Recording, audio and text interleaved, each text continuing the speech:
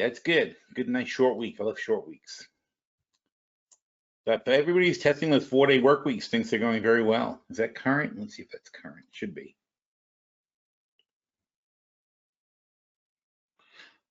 Whoa, wow. Well, wasn't current. 130%. So that's gotta be up a lot. Where were we? It was last Tuesday, right?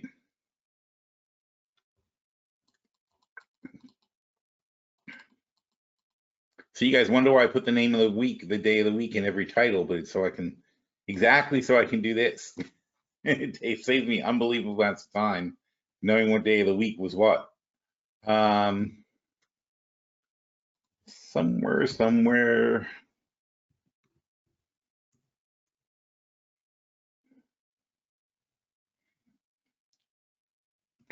$384. Yeah, we were at 384 last week on the 15th. And the market looked like, oh, you can't tell from this because the charts update. So anyway, 384, and now we're at 460. So that's a nice chunk up. That's up $75,000 basically on the short-term portfolio. And what adjustments did we make last week? Nothing really amazing. We mostly what did we do?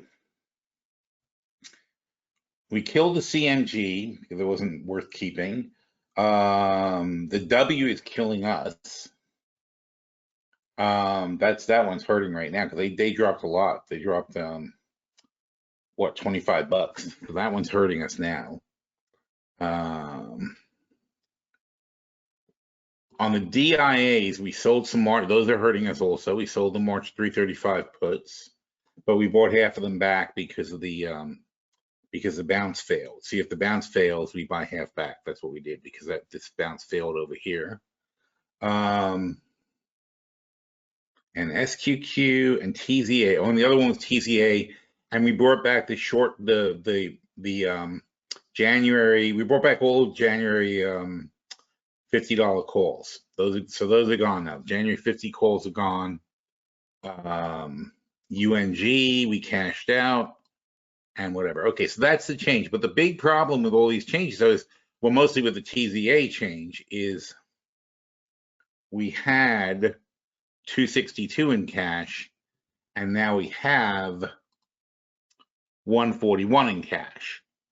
So we basically spent $120,000 buying back the short TZA calls. That's not ideal. It's not terrible, but we have to be cognizant of the fact that we've now taken a lot of our cash off the table again. Hopefully it'll pay off. I mean, obviously we're up $75,000, but now we have to find something to cash. That's the trick. And it's a little tricky because everything is basically spoken for. We have this, we have these uneven TZAs. That's what we would cash next. And the next thing we would cash is we could take 50 of these guys, which is almost $100,000, and cash those. So there you go. All right, so we have this imbalance over here. So, and that's good that we have the imbalance because it helps us make money, but now we're gonna take 100,000 off the table. And if you remember, we already took was it 80,000? I don't remember, but we already took a good amount of money off the table last time. I think it was like $80,000 off the table last time, and that was more than enough. So this whole spread from our original number, which was 180,000, we basically now paid for it. So this is a free spread that will be left. That'll be 150 of the $20 spread. So it's a free $300,000 spread that'll remain. And whatever money we make on that spread is complete profit. And the spread is almost entirely in the money. So that's very nice. But right now, we need some cash. We have these 50 uncovered calls. So of course, that's the way to go.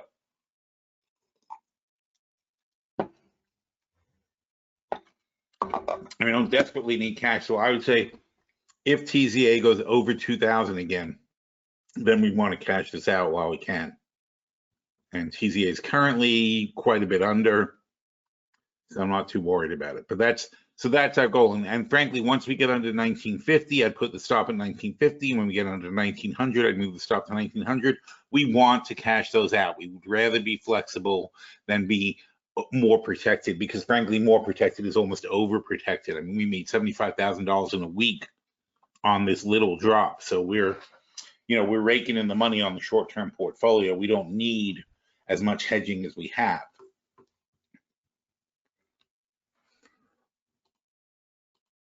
So I think we're in good shape. We're well protected. I'm sure we're down in the long-term portfolio. It's got to be down a couple $100,000 by now.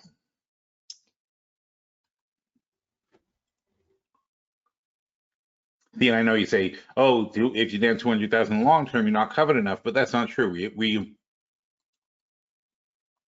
have 75,000 in the short-term portfolio. I don't want to keep flipping back and forth. Yeah, we were at 2.3, and now we're at 2.85, so we're down about $200,000. Obviously we're getting hit on our puts. That's the big hit that we take, especially when we have so many of them in this cycle. So we got to be careful there. But the point is, on the short-term portfolio,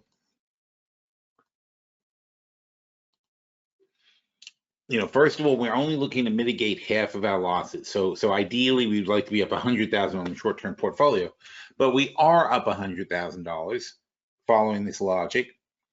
We have the TZA 2040 spread, right? That spread is a $300,000 spread. Currently, it's at net $200,000. No, I'm sorry, it's not a $300,000 spread. It's because of the extra 200. It's a call it a $400,000 spread. Wait, it's 20 times 20 is 400,000, right? So this is a $400,000 spread at 40, and we're at 37. Calculator. So we're at 37. We're $17 in the money. $17 in the money times 200. We're 340,000 in the money, but we're only showing net 373 minus 165. We're showing 208. Okay, so we're 300,000 in the money showing 208. That means it's 100,000. If we stay flat and we don't gain into January, we will have 300,000. We also have another $60,000 of headroom on top of that. All right, so in other words, there's some things that pay off fast and some things that pay off slow, and especially when you have spreads, they tend to have slow payoffs. So, all right, long put, short put. So so we don't want to. You can't just go by what the cash difference is, because we've definitely gained a lot here. We're now going to be $350,000, $400,000 in the money on this spread. And then we've got the other ones, DIAs, we have the SQQs, and we have the TZAs, and the same problem with the SQQs. We're at 45, so we're 5 times $150,000 in the money, and it's showing 44,000 net here. But we also have plenty of protection going up here. We have this one, the 300, I'm sorry, 15. So this is a $600,000 spread that is currently half in the money. So it's 300,000 in the money. And the net here is what, 150, whatever it is, what's kind of important. So 709 minus 543, 166 in the money. So there's $150,000 here and $100,000 here. That's 250. That's not showing because of the premium on the short positions. But once we take off those short positions, once we get to the end and the premium runs out on the short position, which we know for a fact will happen, if the market is still down, then our hedges pay off, and then we have the money, right? If the market goes back up and the hedges don't pay off, we don't get the money, but we didn't need it because the longs will pop back. Because again, the longs, it's not, these aren't open calls that are going to expire. We have in the money positions that are going to do very well if the market comes back.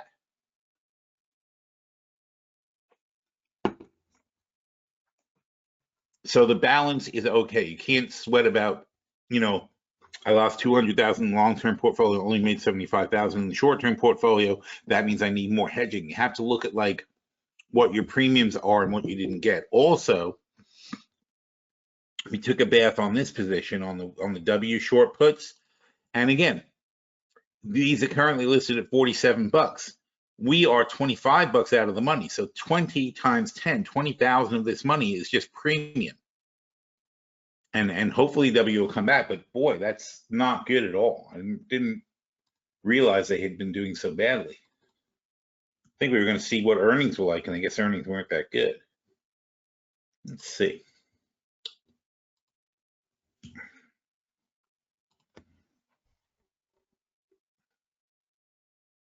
Oh no, they didn't have earnings yet. Boy, people are just panicking out.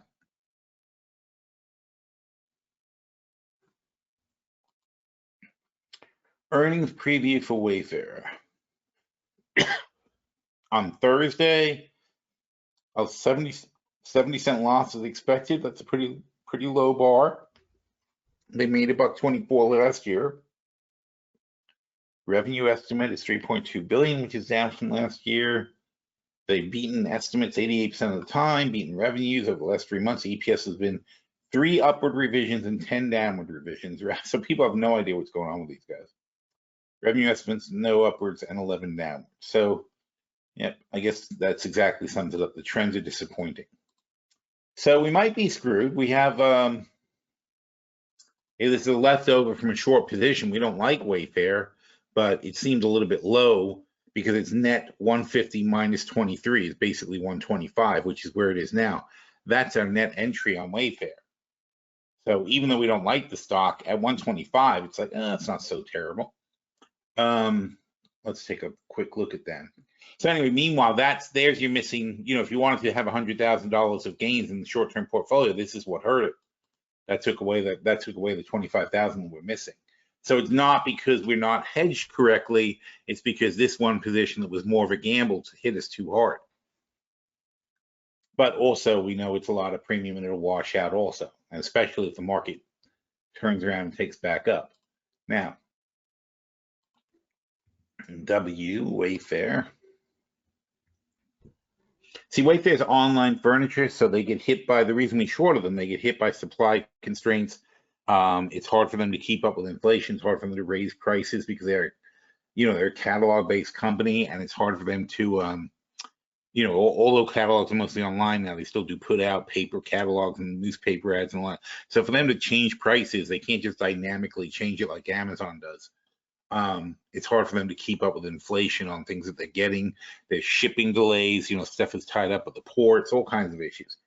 Anyway, so here they are, they're at $12 billion, $13 billion, call it, and they're pulling in, the estimate for this year to finish it off is $300 million. Next year, a bit less than $300 million. Well, half of $300 million they're expecting. But on the whole, I think they're good for $200 million, and that is it's a high PE. It's like 50 times earnings, but it's not as bad as the market's making it look. And I think there is some long-term value in their model. I think they're going to grow. This is not a lot of money, $15 billion in online furniture, and they're a known entity, and we'll see what happens. But again, I don't like them. Not a stock I really endorse, but I think they'll survive, and I think that they'll grow into that valuation, which means we can keep rolling the puts along over time. And since we don't really care about the margin on it, we don't mind leaving it hang. I would have liked to see them manage to hold 150, and that was a dead failure though. So, but this is just, you're asking too much to ask me to pull the plug here with a $23,000 loss. It's just silly. All right, that's that on that one. So in the long-term portfolio, I'm sorry, in the long-term portfolio, we probably didn't lose that much because our Viacom position got zeroed out, right? Yeah, see the Viacom? Because they changed their symbol, so we're gonna have to I'm gonna have to fix that. I don't think anybody else got adjusted, but Viacom has a new symbol now. I'm gonna have to fix all that stock. It's P8 power or something like that. Who's getting killed here? Leibu we like. So we already did this. We did this when we did the last review. So Leibu we like. W again is hitting us over here. We sold the 170 puts for 35 bucks, so 135 net. And 12/20/21.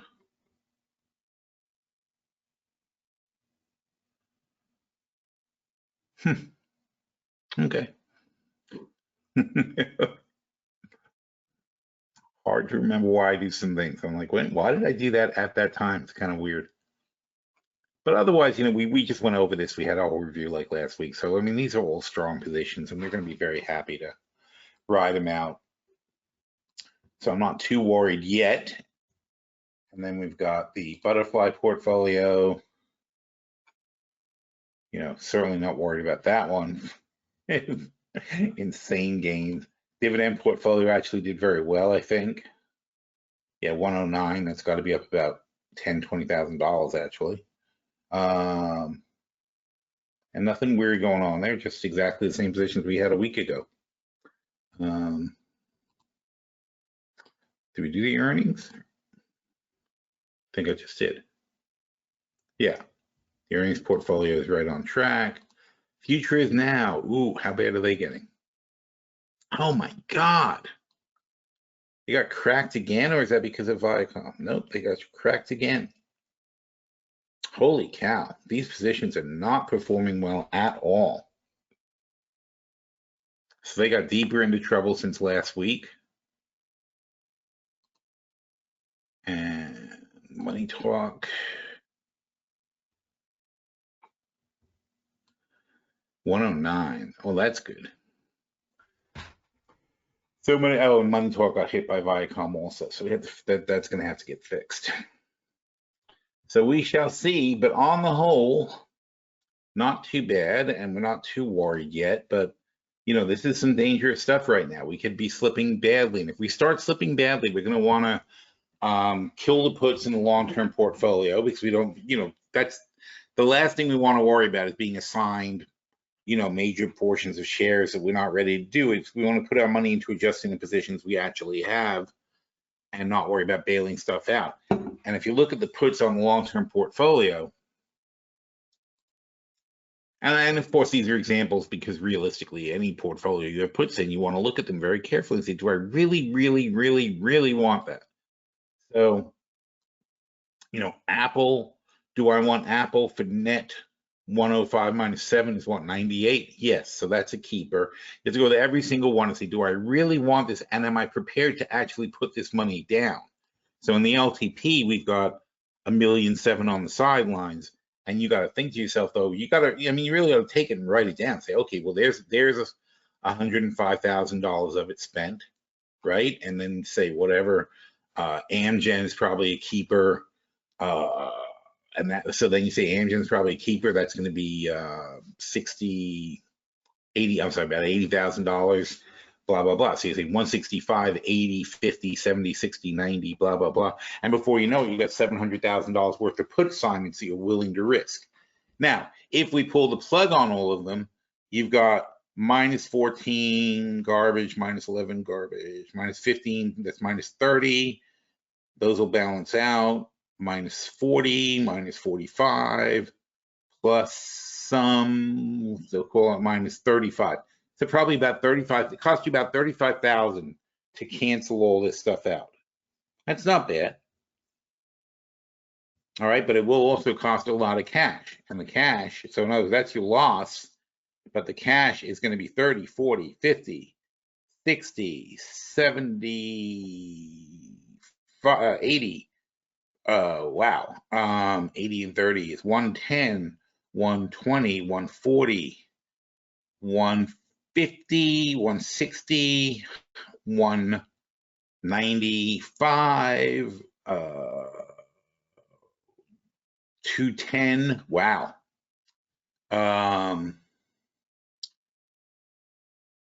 210, what did I say? Oh yeah, it's 210, 220, 230, 240, 250,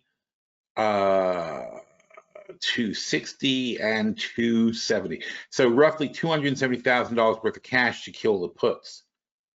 So that's not it's not a terrible deal, but that will take care of that. That'll also free up almost all the margin that we need. And then we can just concentrate on maintaining the positions we have, but we also have to go through the positions and make sure they're worth maintaining. You know, so you got to really, really take a very sharp scissor to these things and make sure that every single one of these is one that we're willing, because we're going to we'll have 1.5 million left from cutting out all the puts, right? Now, we will sell more puts though, because as the market bottoms, we're going to sell more puts and make money on those and get much better deals. That's why, again, by the way, we're taking 250,000 in cash. We're killing all of our puts. We're taking a $30,000 loss on the puts. And I'm not saying we're going to do this right now. I'm just saying that that's your worst case. You got to think about what you're going to do mechanically. But then it's not a permanent problem, because then you're doing it because the market's falling. As the market falls, we then sell more puts, maybe even on the same things we have now, except we get better prices for them because they're lower. But, you know, don't want to go crazy. Don't want to do everything at once. Mostly we're going to ride this stuff out. But if we start seeing a breakdown on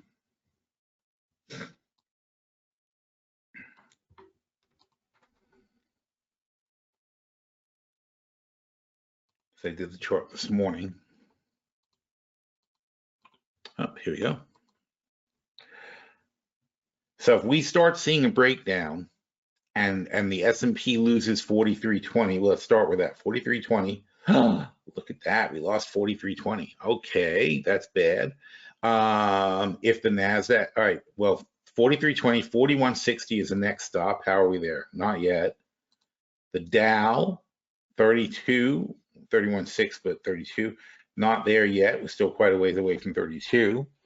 The Nasdaq is at 13.66. Nasdaq, so Nasdaq is there, and 13.5 is the base it needs to hold. Otherwise, we've got much bigger problems. And the Russell is probably below 1960 at the moment, or it's at the 1960 line now. So, you know, these are getting redder.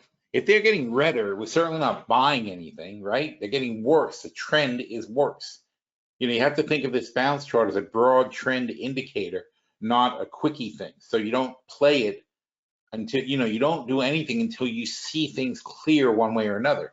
Now, if the Nasdaq falls below 13.5, which is our base, whenever something falls below the base, you got some big problems. That means almost certainly it's going to drag the Dow and the Russell down below.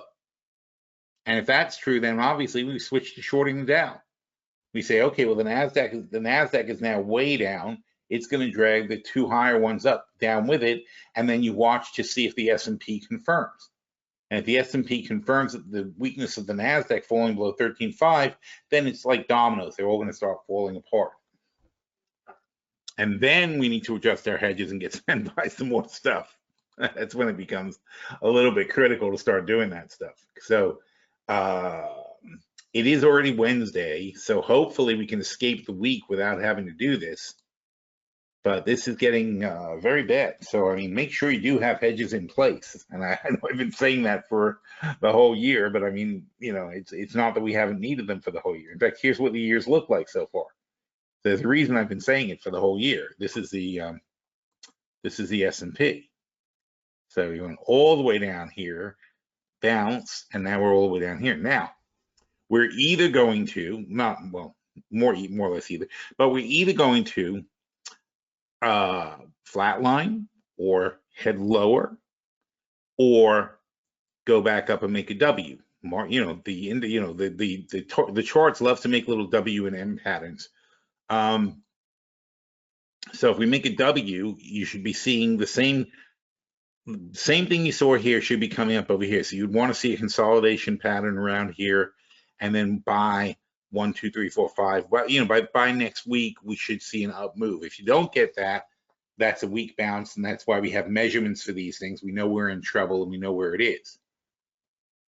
But here's the thing: Now, so we know what could happen. There's three things that could happen. We either have a W bounce, we either drift along this way, or we continue downward. Now, the problem is, look at this. The 50-day moving average is heading straight, straight back down. It's actually gaining downward speed. The 200-day moving average is actually flattening out. It was an uptrend. Now it's flattening out. So it's not like here. It's not like here. It's not like any of these times. This is very different. We are now heading down. This is going to take a long time. It's going to take a month to 2 months to play out. So there's going to be downward pressure on the S&P for a while. And that means it's harder. If this is heading down, it's going to be a lot harder for this to cross the 200-day moving average. The 50 days putting downward pressure. Where's the energy to come over the 200-day moving average? So now it means that this is the least likely thing, is that it's going to bounce back and crush all this resistance and keep going. Not only that, though, but then you have to think in your mind, well, what's the news that's going on? What's the overall environment like? And there's nothing particularly great coming on the environment. The Fed, at this point, has guaranteed a March rate hike. So maybe it'll be 25 points instead of 50 points, but I think they're floating 50 points so that they can do 25 and people will be relieved it wasn't 50. But either way, though, there will be a March rate hike in the middle of March, the Ides. What does it be? Where are the Ides of March, right? So in the middle of March, there'll be a rate hike, and that's a month from today. So that's not a catalyst to go up. We have the Ukraine war, which maybe peace will break out or whatever, but it's really not that big of a deal. And also the energy stocks will fall if oil prices stabilize from the Ukraine. So that wouldn't be, there's really not going to be a very positive market outcome from that either way. Then we have COVID seems to be in retreat, but everybody already sort of baked that into the thing. So hopefully that stays the same. And inflation is completely out of control, and there's obviously, until the Fed hikes rates and things start changing, that's not going to change. So between now and March, really no upside catalyst that's going to particularly, and earnings season is over. So what's left? What's going to happen between now and March to punch us over, to not only punch us over the 200, but to make the 50-day change its mind and say, oh no, that was wrong. I was wrong. I'm sorry. I'm going to go back up here. Highly unlikely. It's not a thing that generally happens. Okay, this is the consensus of traders for the last 50 days has this average, and it's declining. So that means every day for the last 50 days from the middle of January until now, traders have been deciding day after day after day after day after day after day have been deciding that they will trade the S&P at a lower average target. Okay, that's the wisdom of the crowd. This is what all these people decided to do. So, and that's all you're going to glean from a chart is the probabilities. You have to think about what causes a chart to be drawn, and if that's what causes a chart to be drawn, and the pressure, and that's what that tells you, is the pressure is down, then what catalyst is going to move us either lower or higher. I think our best case scenario is we just consolidate below the 200-day moving average, and we get a mild sort of, like this will mellow out, and this will kind of flatten out, and it won't be so much of a downturn. If this guy rolls over, if this stays low, the 200-day will very slowly begin to pull down. It will turn over. There's not going to be an example of that, I don't think. Well, this is drastic, but here, this is a 200-day too. It's a 40-week. Or here's a better example. Okay. So on the 50-day, you can see it. But the 200, don't forget, is very, very slow to adjust. So it's going to not move this drastically. But, we're here and we're flattening. That's where we are now. And your best case is you keep going like this and flatten out, and it gets a chance to gather some strength again. But that's a long process. It's a month-plus process. So it'll take a month of data before this thing's going to be ready to stop kind of flatlining here. the 50-day has to make its move back up. So the 50-day has to turn this into a mild drop and then start coming back up. But how can it if this is below the 200? Because as long as this line's below the 200, it's going to pull the 50-day towards the 200. So the 50-day can't magically make a course correction, and the pressure of the 50-day coming down is going to solidify this line of resistance. See, that's the thing about a chart. It's like looking at a chart doesn't tell you anything. You have to think about what causes a chart to be drawn, and that will tell you what the chart is going to be looking like in the future. So we know we have this terrible downturn. We know that this is going to be hard to cross. We know it's going to take almost certainly, without, I mean, unless they announce peace in the Middle East and peace in the Ukraine, stimulus and everything else, you know, unless there's like a slew of announcements to change everything. What's going to happen is this is going to keep dropping. You got several days at least below this line, which means you have several days of declines coming on the 50-day moving average, whether we have a good week or not, whether you end up going from 42.67 to 44. So even if the S&P gains 200 points in the next few days, you're still below the red line. You're still going to see the 50-day moving lower, because this average is the average of where it is now to where people thought it would be. And so if it's in fact here, this is going to be average lower. It's the average of where it closed every day.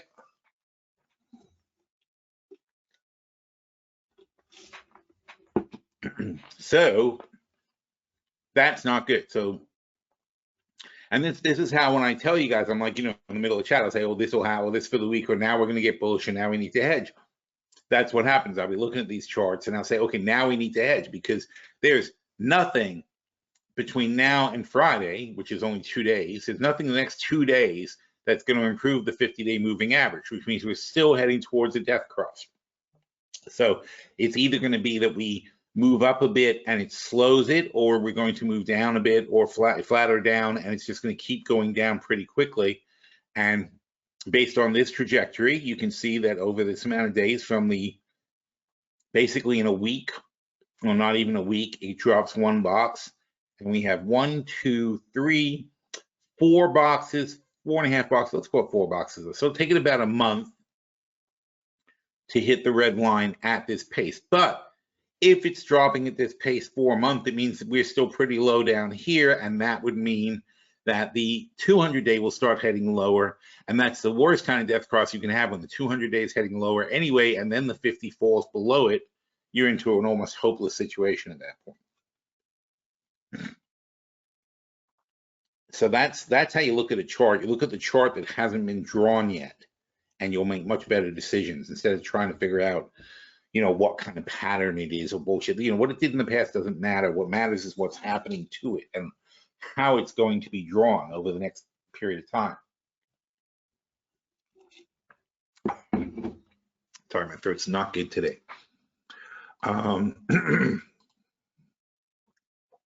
So what else?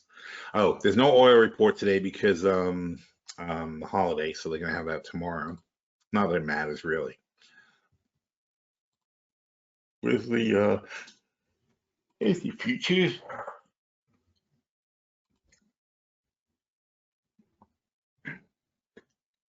So yeah, on a monthly basis, still not a crisis, but you can see sharp downturn with the Nasdaq, sharp downturn with the Russell. VIX is hitting 30 again. European stocks, same thing. DAX is the same. Nikkei is the same. This is a global downturn. And then you pull back to the weekly, or not pull back, zoom into the weekly. Look at the weekly, and now you're like, oh, what the hell? The Nikkei already fell apart. On the weekly chart, the Nikkei has retraced tremendously from 30,000 back to 26.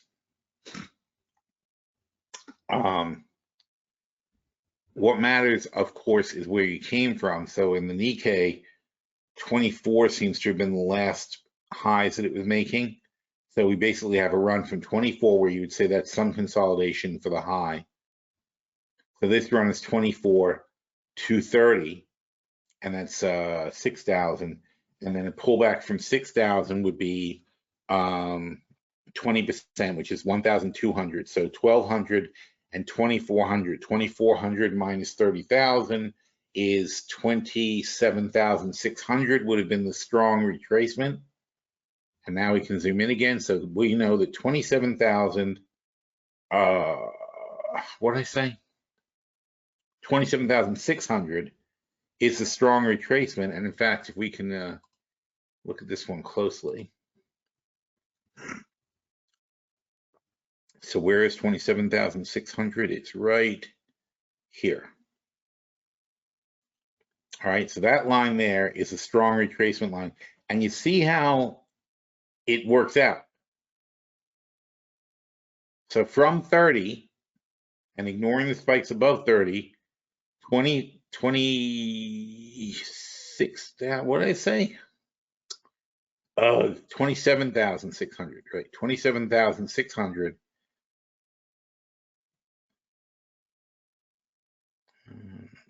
There. Oh, that's 7.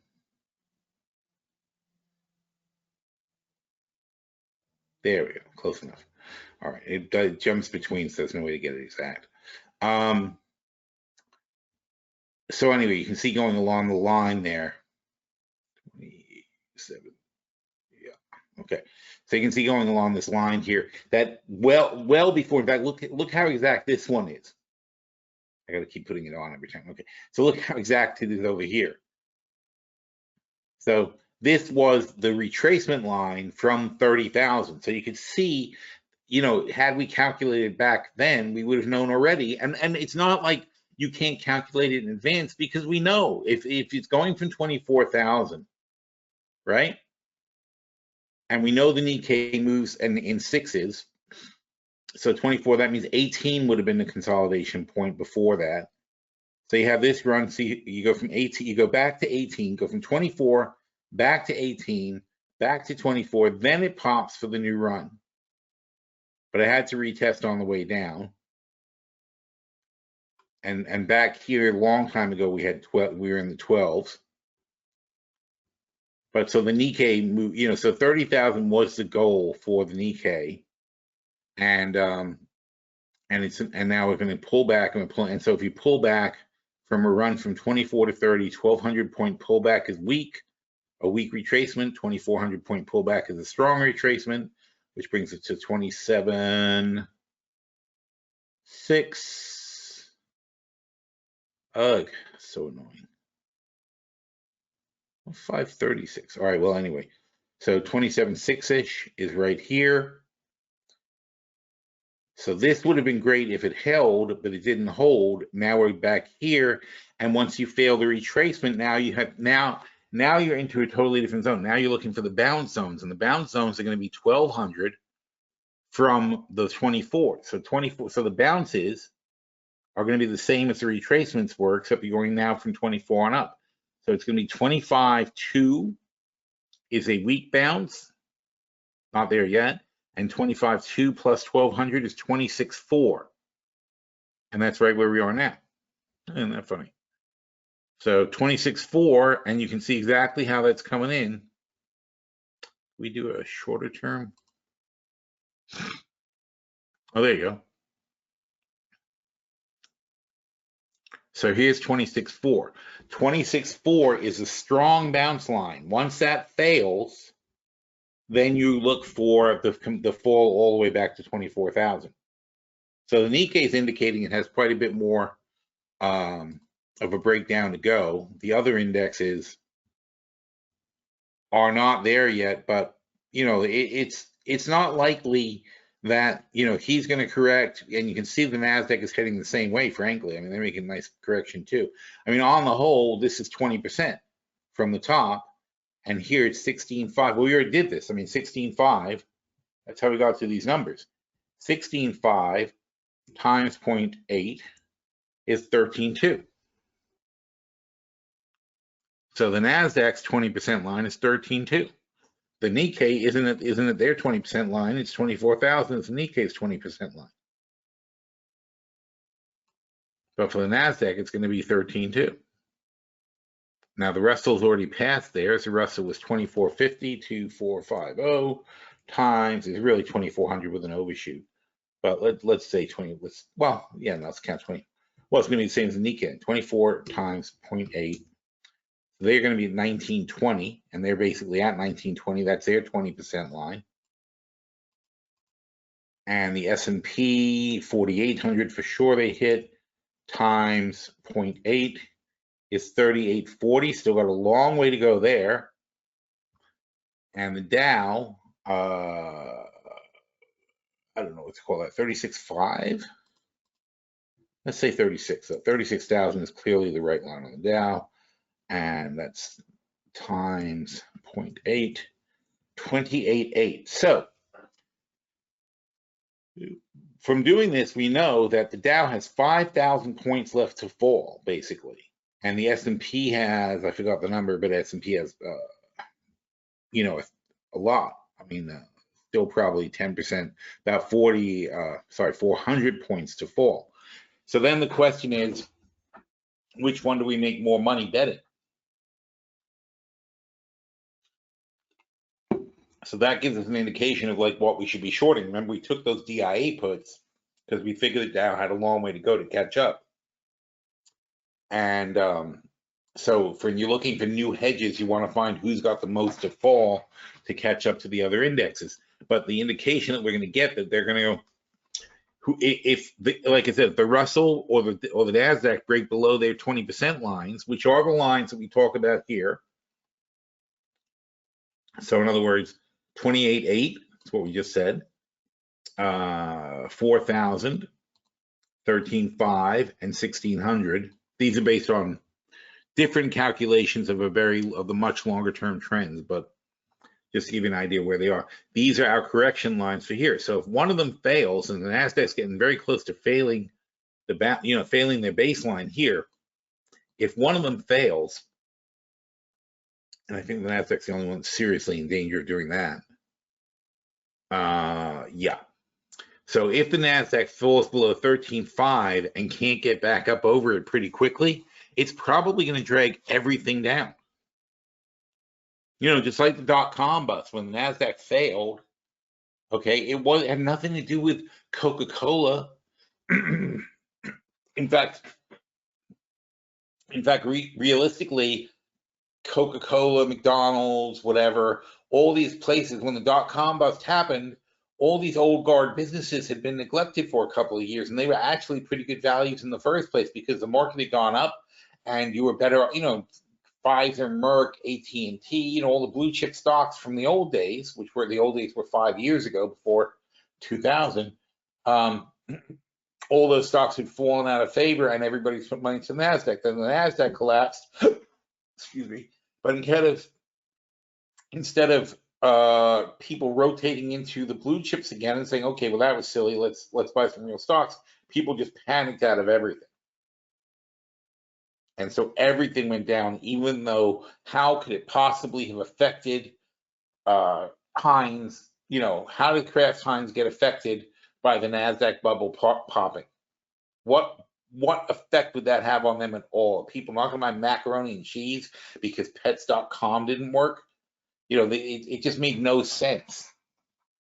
You know, and that's why I like companies like Kraft Heinz, because it doesn't matter whether it gets, they don't care if their macaroni is sold on Amazon or if it's sold on eBay or if it's sold on the DoorDash. However people want to consume macaroni and cheese is fine with them as long as people eat macaroni and cheese. You know, and then ketchup and whatever else. I mean, you know, and that's the other funny thing. It's sort of, you know, that was Heinz. We were one of the stocks we bought during the pandemic. But I'm like, you know, I get these freaking things. In fact, if anything, I would say there's more ketchup being used by the delivery services because when they deliver, they give you ketchup whether you want it or not, right? You get, you know, you guys, every time you get delivery, they put ketchup in, they put salt and pepper and things like that. I didn't ask for ketchup. I have a big bottle of ketchup in my fridge. If I'm in the restaurant, I don't necessarily use ketchup for certain things, and I would just not use it, and it would stay unused. In this case, they're delivering it to me, and I actually throw the ketchup out, which is terribly wasteful. But I already have a drawer full of ketchup packets, and I don't need any more. So, you know, basically, and you know what it is, even though we have a lot of drawer full of ketchup packets, it's silly because it only matters if we totally run out of ketchup, because I'm still going to go for the squeezy bottle of ketchup rather than sit there and open up packets. Point being, though, that I do believe that that the waste of things like ketchup when they're doing deliveries is a big factor. I think it's not detrimental to craft that people are delivering, because if people are in the restaurants, they only use exactly what they need.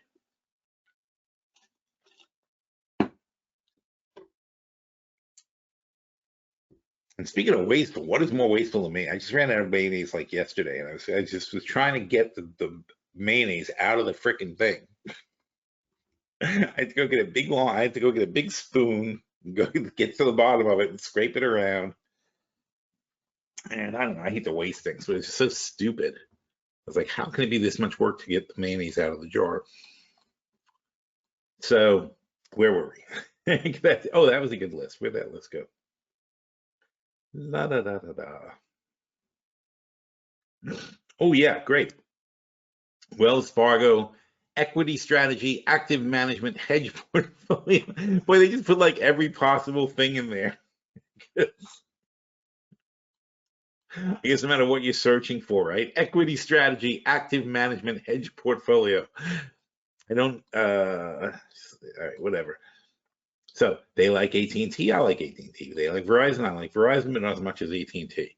They like Amazon, I think Amazon's too expensive, and for some reason they have a lot of it. Home Depot, always good. Lowe's is always good. And again, I don't know why you could take two. You might, it's so lazy. It's like, don't you like one better than the other? Can't you make a decision? Do you have to sit and say, oh, I'll take two different phone companies, two different hardware stores, so on and so forth? McDonald's was just one of my examples. I mean, I like this portfolio because it's my portfolios, right? It's the blue chip stuff. It's stuff that I really think are good. And the difference is I don't take the overpriced ones like Tesla. Screw that.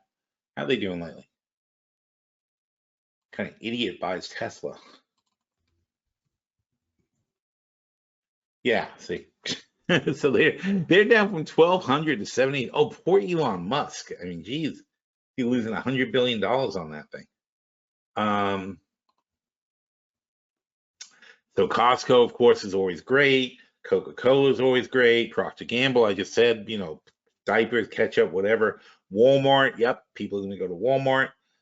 Chevron, and Walmart's doing very well with their online initiative, which is why we picked them at one point when they were building up their online initiative. I was a believer and said they'll be able to, keep going and become challenging to Amazon. Chevron, I'm not too keen on energy companies. Mobile, like I said, pick a winner. Don't just pick two. JP Morgan, yep, JP Morgan is one that you can always buy because they're always going to find a way to win no matter what. AbbVie, I would take Gilead. Johnson & Johnson, perfectly. I don't like Johnson & Johnson because they're sloppy. They get sued a lot because they make stupid mistakes, and it wipes out. They get to all these lawsuits. And the talent thing too, I think that still can bite them in the ass. But exactly that. They do a lot of stuff, and mostly in the medical device division, where they don't check things. They put things on the market and they start putting them into people, like heart implants and things like that. Then they have to recall heart pacemakers, and they had a recall of hip joints that they had got recalled. That's messed up. Okay, you got a hip replacement, and now the doctors call you up and say, we have to take that out and put in another one. So you're going to have another hip operation and another recovery from that. I mean, that is not good. Merck and Pfizer, we know I like Pfizer. Apple, okay, Apple, yep, make that your whole portfolio, no problem with me. Cisco, great. IBM, stock of the year. Intel, runner-up stock of the year. Microsoft, always good. And NVIDIA, I'm not too wild about it. I'd rather have Broadcom or something like that. But yeah, essentially, there's not much different than our portfolios. So it's a good list. It's good suggestions. And then you build some option strategies around it. And what was this one? UBS's list of most crowded. That one I didn't look at yet.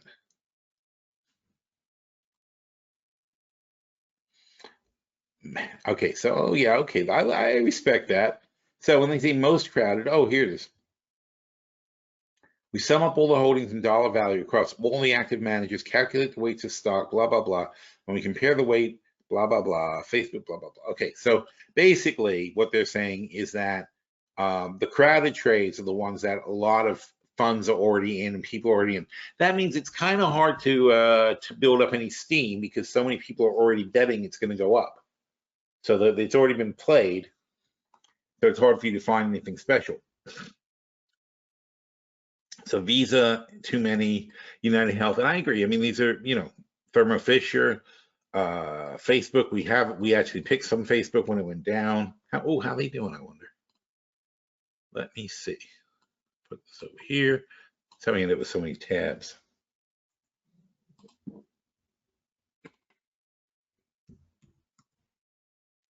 Oh wow, awful. So that's the problem. A lot of people have money betting on Facebook, and it's not working out at all. Netflix, ick. American Express is not bad. MasterCard, yeah. See, so unexciting group, and none of these, except for Facebook, none of them are in our portfolios. Least crowded. Now that's interesting. How is Apple a least crowded? When did that happen? So that's crazy. It's probably because the value of Apple in the S&P versus the amount of people who actually have it. Like, in other words, if you were correctly portioning Apple in your portfolio as a hedge fund, you should have 3.5% Apple in your portfolio if you have an S&P portfolio. And they find that these fund managers are 2.5% short of what they should have if they were managing it to keep up. And the problem with Apple is it just goes up in price so much, and you feel like silly buying more and more just to keep up with the portions. Tesla, I'd be underweight too. Amazon, like I said, I don't like it. Microsoft, interesting. So all these are good. If you like them, they're a good buy. Berkshire Hathaway, always good. Exxon, no thank you. Procter & Gamble, always good. Johnson & Johnson, again, appearing. And Walmart, again. So that's interesting. Bespoke notices the decile of Russell stocks with the highest price to sales ratio is down 7.8% for Kathy Woods is off 9% this year. Goldman Sachs. List of stocks with the biggest analyst disparity. There's a lot of interesting stuff there. Facebook Reels, that's that thing they've got. The 10% of the Russell 1000 stocks with the highest price to sales ratio are down. Well, so what? Yeah, well, good. so the stocks with the highest PE ratio in the Russell are down 7.8%. Well, that's good. That means people are coming to their senses and not paying these insane valuations anymore.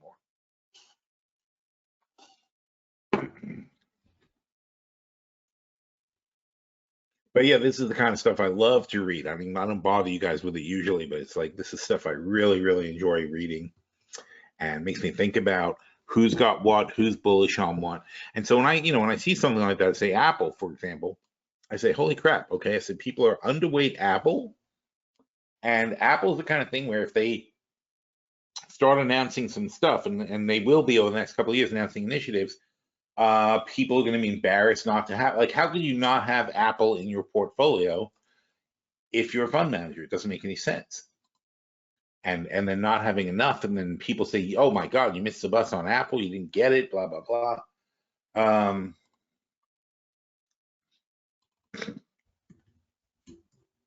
What was that? So Apple's at 162. Last time it was at 160. People bought it like crazy when it went down. Here it is. That's not the 160. Oh yeah, that is. So here it is consolidating at 160. It went over, came back, went back up. If we do go up again from here, you have a pretty good idea that 160 is likely to hold. So what's the magic of 160 now? So now we got to do some detective work, and we have to say, what is magical about 160 on Apple?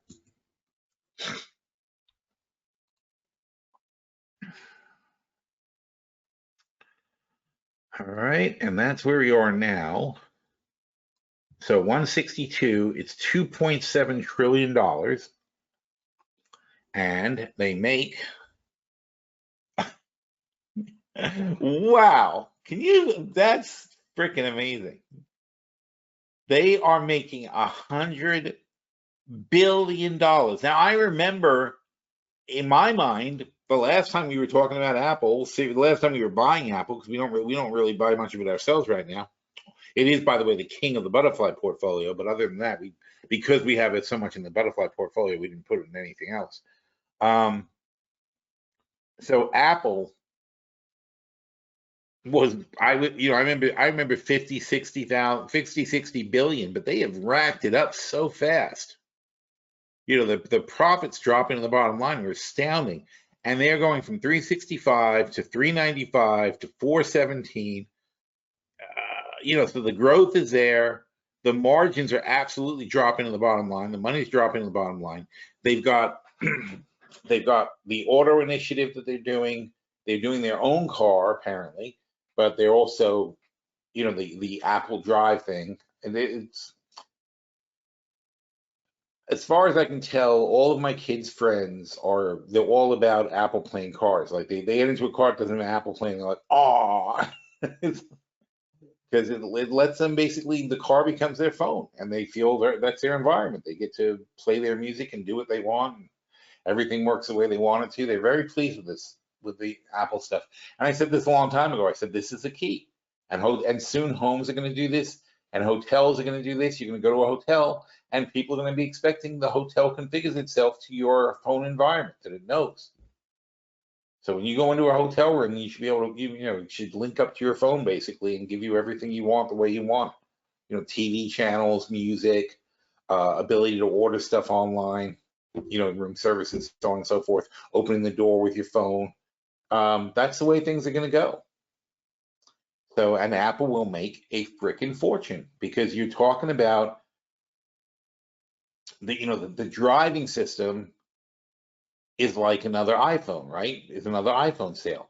The home system is like another iPhone sale, and if you do it in hotel rooms and things like that, you're gonna have another iPhone sale. And by the way, it's also why we like AT&T, because it's like connection. Everywhere you go has to have more connections. So, I think the future for Apple is very, very bright. And believe me, when robots become a thing, Apple's going to certainly have robots. What could be friendlier and more reassuring than an Apple robot? So I think the sky's the limit for these guys. And when you're making $100 billion a year, I mean, think about that. What are they going to spend it on? They developed the iPhone when they were making $10 billion, $20 billion a year. That's when they developed the iPhone. They only put a couple of $1 billion into R&D and came up with that. Now their R&D budget is probably $10 billion a year, as much as they used to make total as a company. Maybe $20 billion worth of R&D, but the point is, it doesn't affect them. They put $20 billion into R&D, they still got $80 billion left. I mean, that's just crazy. And they don't acquire other companies very much. They don't get into that sort of things. So they get into things, they do stuff that makes more revenue for Apple and snowballs the thing. So this is like a juggernaut that's going to be very hard for anybody to stop at this point. And what's crazy is, look, $400 billion in revenue. That is getting close to Walmart's entire revenue.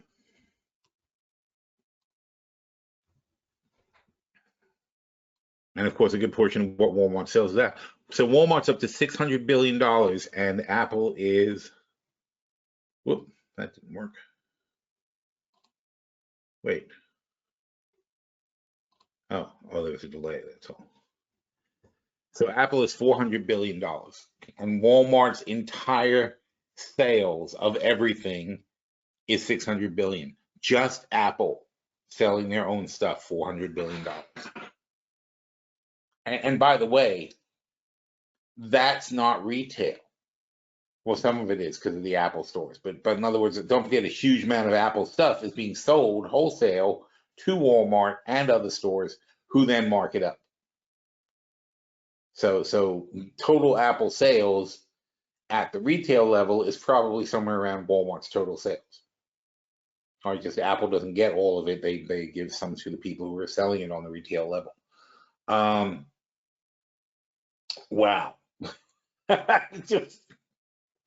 So anyway, so the bottom line though is at 2.6 trillion, it's 26 times earnings. It's not the cheapest thing in the world, but the growth is there and the stability and the solidity is there. So that goes back to the kind of trades I like to do. But we haven't been playing them for growth in the butterfly portfolio. And that's why the butterfly portfolio, by the way, just keeps cranking out money.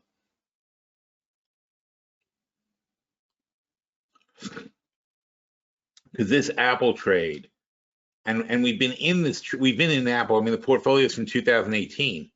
So it's our oldest portfolio. All the rest are from the end of 2019. So this one is it's the only one that we didn't cash out back in November, roughly November of 2019 or September 2019. We cashed all our old portfolios out. This one survived, and the reason it survived, this guy said, you know, there's no reason to shut the butterfly portfolio down. It's just constant. We're constantly just rolling these positions over. But the thing about Apple is every time we would do these rollovers, it would be a positive position, and we would just, you know, we would cash out the old position and then take a bigger position for next year, but we'd still take a lot of cash off the tables. Because in other words, this spread, the 120-150 spread, we bought it for very little money. Well, that's the way we worked into it, because we did some things at opportune moments. We bought and sold. But you know, let's say we spend $250,000 on the spread, but it's a $480,000 spread. All right, and so when we make 200 and something thousand on it, what we do is we roll into another spread, but we take half the money off the table. Basically, the money that we started with comes off the table, and we take the next set of money and we buy another spread. But during this time, we've also been selling puts and calls to reduce our basis, and every time that's successful, look at these numbers: $42,000, $25,000, $86,000. If we're successful on our short puts and calls, we're dropping another $100,000, $150,000 into it, and that's how this number gets bigger and bigger. So if we get, you know, sometimes we buy back the short calls, sometimes we sell some long calls, whatever is the opportune thing to do at the time. But this is a 120, 150 spread that was ridiculously in the money. So it's just been sitting there for, well, since January of last year, these have been sitting there because we've had nothing to do. Apple broke up and never came back.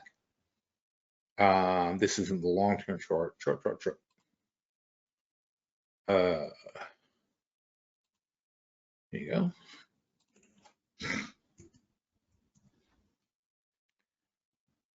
So since 2021, we've had this particular position has been sitting there since 21, and what's happened?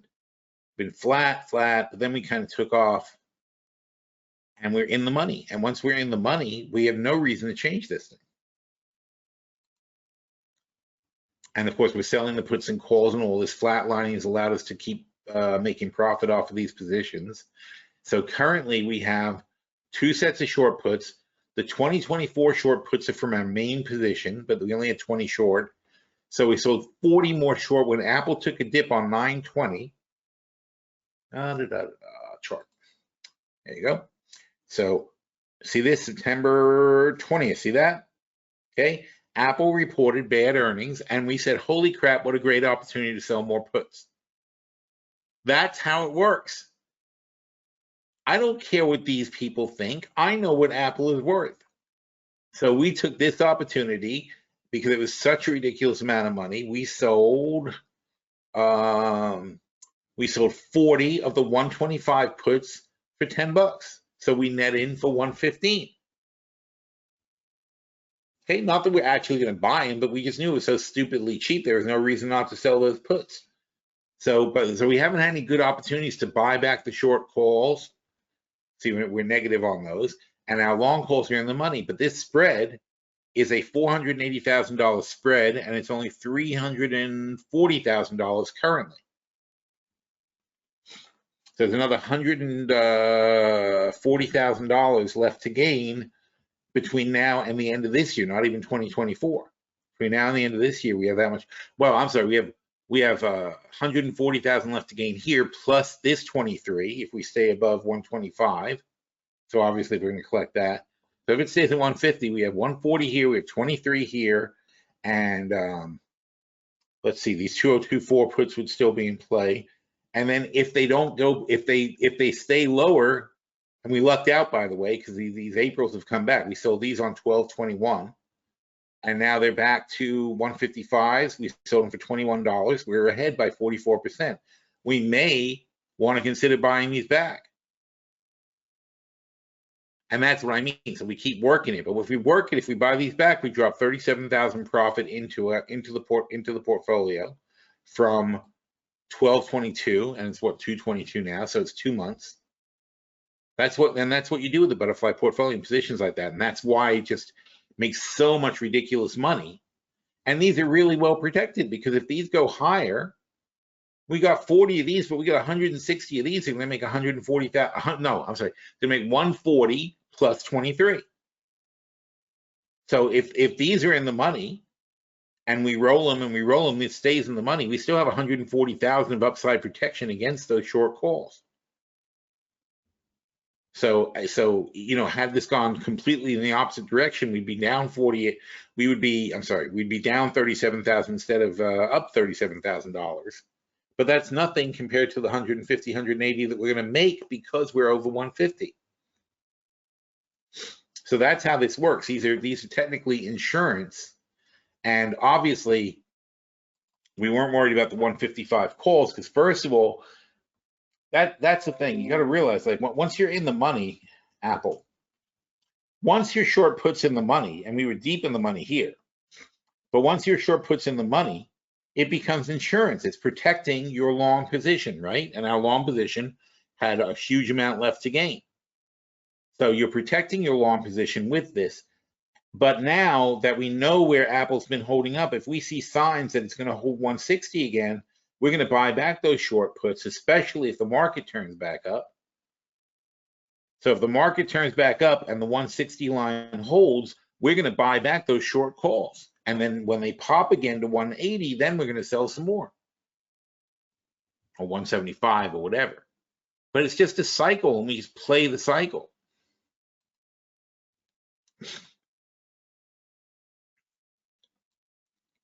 And Amazon, same thing. We got rescued on the short calls. We sold the 3,300 calls. Well, they're actually too low now. Now the puts are in trouble. But either way, it's the same thing. We're just going to roll them out. Oh, I'm sorry, on Amazon, I forgot, on Apple. So the April 155 calls. So I'll show you why I don't worry about it. What? No. So mean. Can't you figure that out? Oh, come on.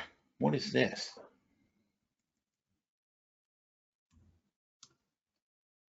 Thank you. All right. Oh, April.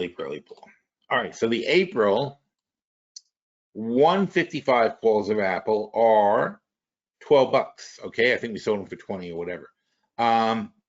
Even when they're in the money, though, you just got to look ahead to, let's say, April, May, June, July. So let's say in July, if I got to roll it, what's $12 in July? The 165s are close to $12 or $11. So I would pay $1 and roll it up $10. In January, what's $12?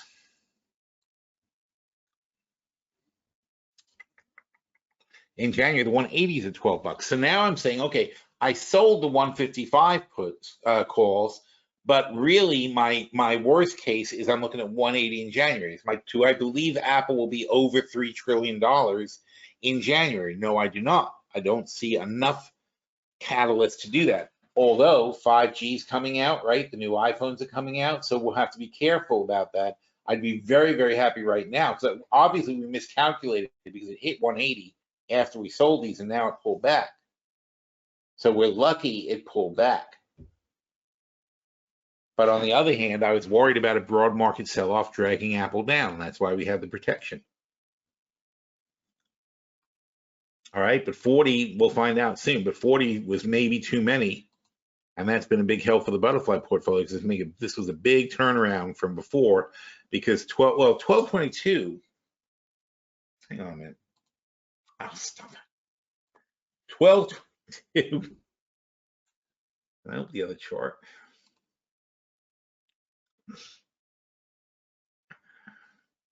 I'm not sure where 1222 was, but 1222 we were up around here. We thought that was a good time to sell some short calls. But notice I sold the 155s on 1222.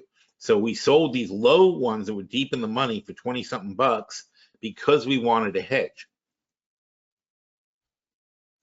And that's exactly what we got, was something to protect us from the downturn that we expected. But the question is, we hit our target of 155. We're going to maybe hit it again. But if it holds and we start popping back up, why waste it? This time we're going to take it off the table because we don't know if it's going to go to 180 again. And that would be annoying because then we'd lose as much money as we thought we'd make. But don't forget, we sold the 155s for 20 bucks, so it has to be at 175 before he even breaks even. But there's no sense in throwing a $40,000 profit out. So at this point now, I'd rather lock in the profit than anything else.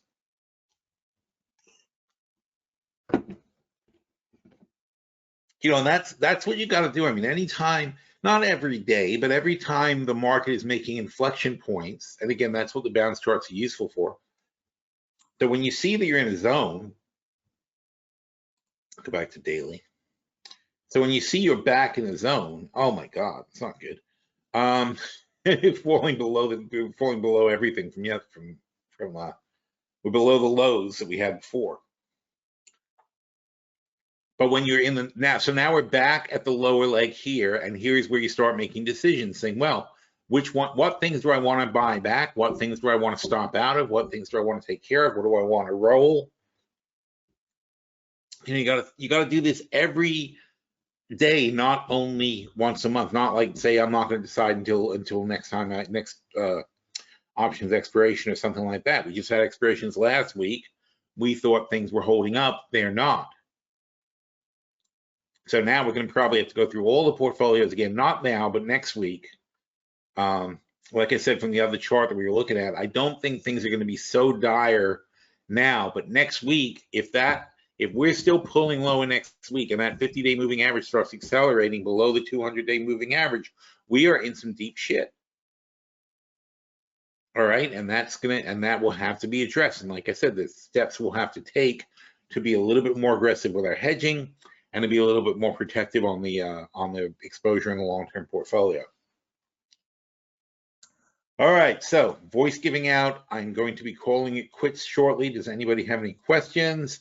I don't see any questions. Hopefully people can actually hear me. Hopefully I haven't been talking to myself this whole time. But if nobody has any questions, I'm sorry. If I have an itch in my throat, I kind of freak out these days. Because, you know, if it's, what's the word? If it gets irritated and then I get exposed to something, I could get COVID pretty easily. So I try to take good care of myself. I just get a little bit paranoid. And yesterday I went out to the casino. I didn't go to the actual casino. I just ate at a restaurant at the casino, and I wasn't happy about it. So I just realized there were just way too many people. And all I did, and honestly, I knew this for the restaurant. I went in the door from the parking lot, and you just turn the corner, and there's the restaurant, and it's a nice spread out little steakhouse. And we had dinner there and left and talked. But we were there for 5 hours having dinner. And that's why my voice is shot, because we were talking for 5 hours. But still, I got paranoid. And I'm still paranoid right now. I'm going to have some tea and honey and hopefully feel better about it. Oh, how's silver doing? Remember we did silver above the 24 mark?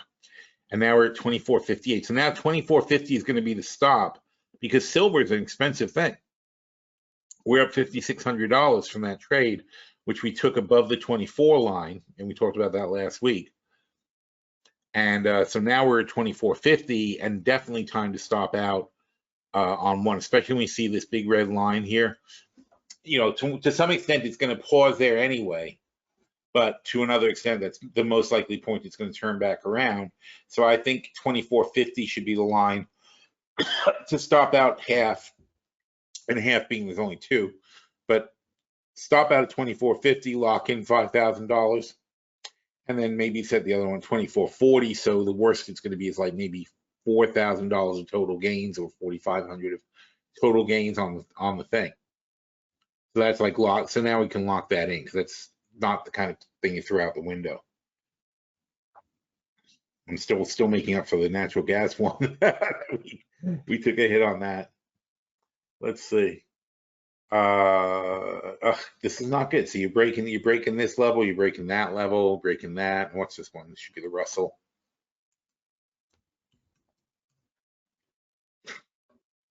Yeah, every single one is breaking this green line at the same time. These are your pivot points. So there's a good chance that we're going to end up limit down to it's not limit down, but it's not likely that you're going to go below the second support line.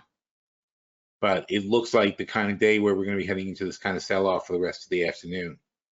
So if we avoid that, frankly, it's going to be kind of a good sign. But right now, I got a feeling we're going to be hitting this number, and that means making new lows and closing at new lows, and everybody's going to be very bummed out about that. And I don't know if any of this has anything to do with the Ukraine at the moment. Whoops. Let's see.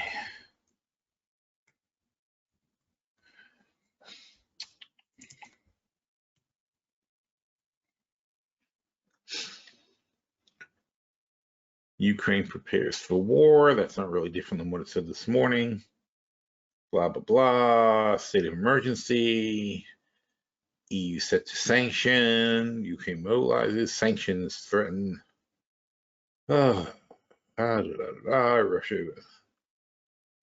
Russia moves stir global inflation concerns. So that's interesting. That's a good reason for a bit of a sell-off.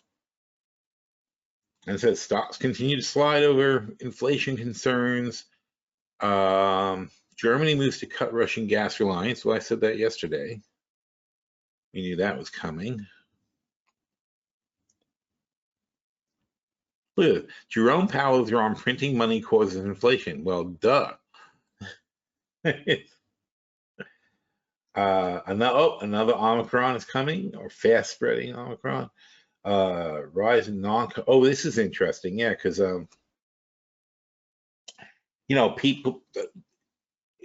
people are dying of heart attacks, cancer, so on and so forth, because they're not going to the doctors to get checked for things, and it takes too long. You know how it is. It's very important whether you catch something early or not.